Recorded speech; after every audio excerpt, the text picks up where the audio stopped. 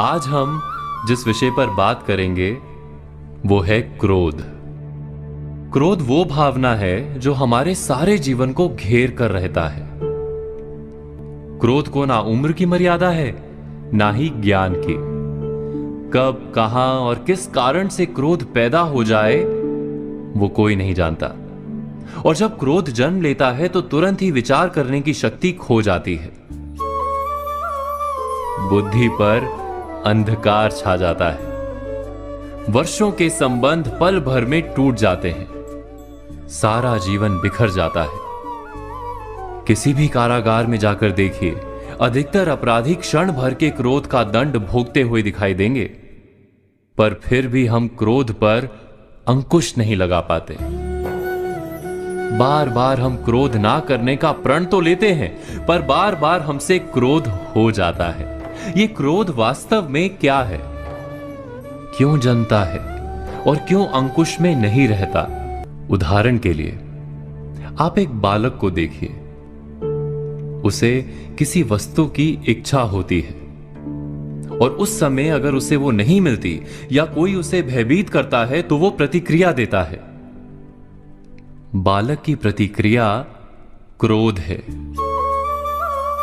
क्योंकि बालक निर्बल है, निसहाय है। बालक अपनों से बड़ों को अपने वजूद का एहसास, अपने अस्तित्व की प्रतीति करवाने का प्रयास करता है क्रोध के माध्यम से। बड़े होने पर भी हम क्या ऐसा ही नहीं करते? क्या क्रोध हमारे भीतर बैठे बालक का प्रतिभाव नहीं? अर्थात क्या क्रोध वास्तव में केवल बालक जैसे व्यवहार का नाम नहीं? जब अहंकार को घाव होता है, जब भय लगता है, जब कोई वस्तु हमें प्राप्त नहीं होती, तब हमें क्रोध आता है, ठीक किसी बालक की भांति। हम जानते हैं कि आईने के सामने खड़े होकर मुंह बनाने का खेल बालकों को शोभा देता है, बड़ों को शोभा नहीं देता। फिर भी हम बालक की भांति क्रोध करना बंद नहीं करते।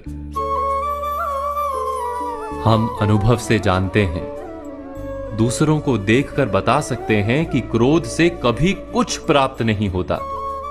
सम्मान हो, संपत्ति हो, प्रेम हो या सुरक्षा हो, क्रोध से नहीं मिलता। मिलता है तो प्रयासों से, कार्य करने से, बुद्धिपूर्वक विचार करने से। मनुष्य मात्र अपनी आदतों के अनुसार ही जीता रहता है। क्रोध भी आदत बन जाती है। हमारे चाहते हुए भी हम अपने प्रतिभावों को रोक नहीं पाते। हम स्वयं को बड़े या पुख्ता मानते हैं, पर थोड़ा सा कारण मिलते ही हमारे भीतर का बालक क्रोध कर बैठता है।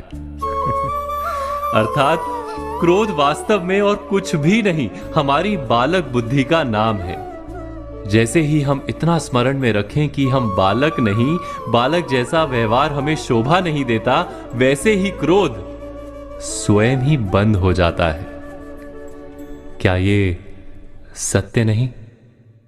इस पर विचार मनन अवश्य कीजिएगा।